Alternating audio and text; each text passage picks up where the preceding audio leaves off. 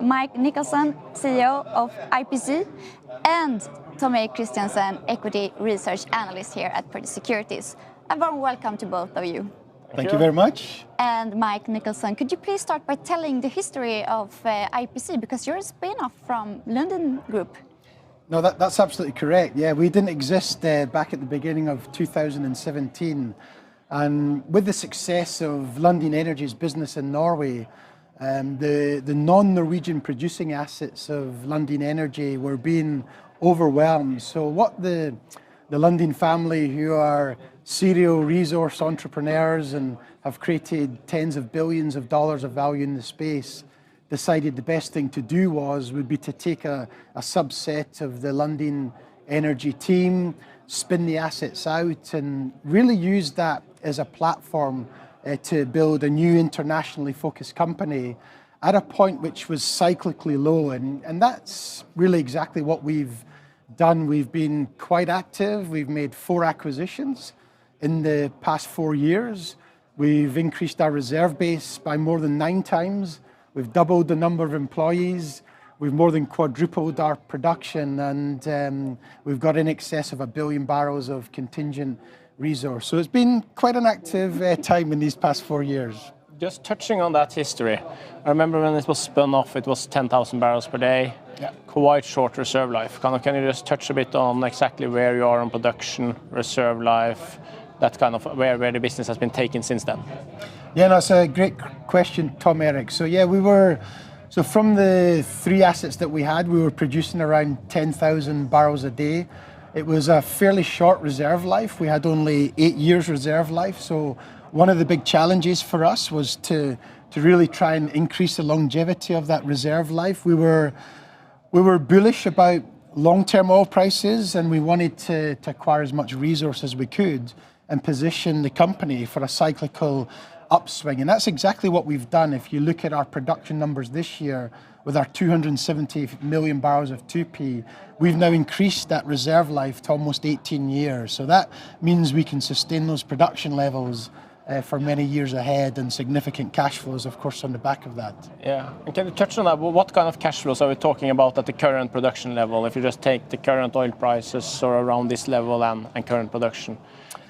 Yeah, so it's quite, I would say that IPC is probably one of the most attractive companies from a free cash flow yield perspective. If we look at oil prices, $65 Brent or $75 over the 5 years, if all we do is develop our 2P reserves, we can keep production flat at 45,000 barrels a day. That will allow us to generate somewhere between $900 million at 65 Brent and $1.2 billion of free cash flow at $75 per barrel Brent.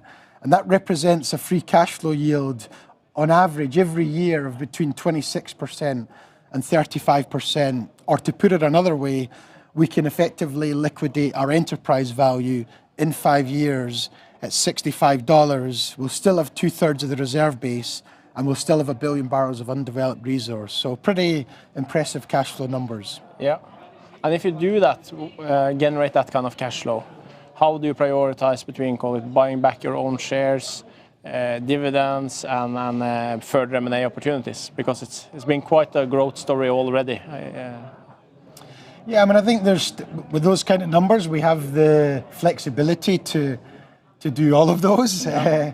And if we look at IPC though through the value lens, obviously the cash flow numbers are exceptional. But I think when you look at it, also the valuation of IPC, because we're Canadian listed, we have to publish our net asset value on an independent reserve auditor's price deck. And at the beginning of this year, our net asset value was 72 SEK a share. Today, the stock is trading around 40 SEK a share, so close to a 50% discount on a very conservative oil price of $48 Brent for this year, rising to only $57 by 2025. So when you look at that disconnect between the cash flow we're generating and where the NAV is standing, it certainly lends itself for us to buying back our own shares. And our balance sheet is now really in that position. We should see our leverage levels fall to below 1 times net debt to EBITDA, and that was the last level when we were buying back shares. But we have done 4 acquisitions in the last 4 years. It's part of our DNA, and I'll be very disappointed if we're not producing more than 45,000 barrels a day in 5 years' time. Okay, sounds good. Another key theme of the conference has been the energy transition and what's happening there, and especially the oil industry's need to kind of address the footprint they have. Can you talk a bit about what efforts IPC is doing in that regard?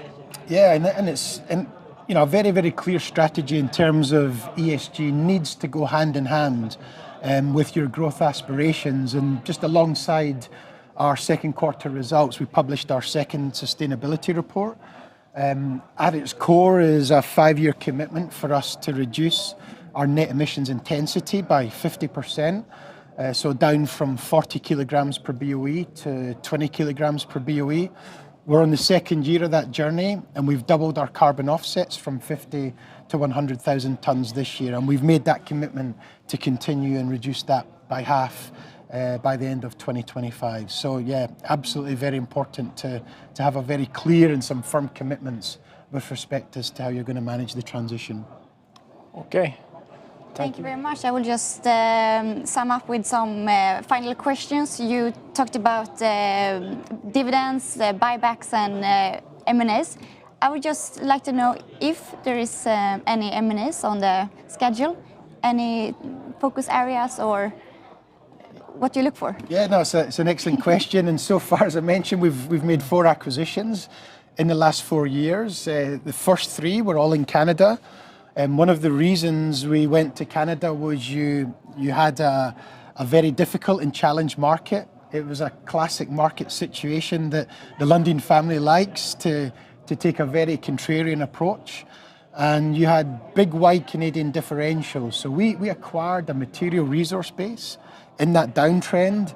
As we look ahead over the next 2 to 3 years, that has completely turned around. Canadian crude prices have strengthened, differentials have improved, gas prices have increased. So that kind of counter-cyclical approach in the Canadian energy space has served us extremely well. And we're still actively looking at further acquisitions in Canada. But if you look at the success of any of the 13 Lundin Group companies, it always starts with asset quality. So we're looking internationally. We're prepared to move into new jurisdictions, but any new jurisdiction, it would have to be on the basis having quality assets that we can feel we can add value to. But yeah, as I say, I hope we've done a few more transactions when we talk again in the next 2 to 3 years. Yes, looking forward to that, and we will follow you closely. Thank you very much, Mike Nicholson and Tomeka Christiansen. Thank you. Thank you. And thank you very much to Pareto for hosting us. It's great to be here in person. So thank you very much. Thank you.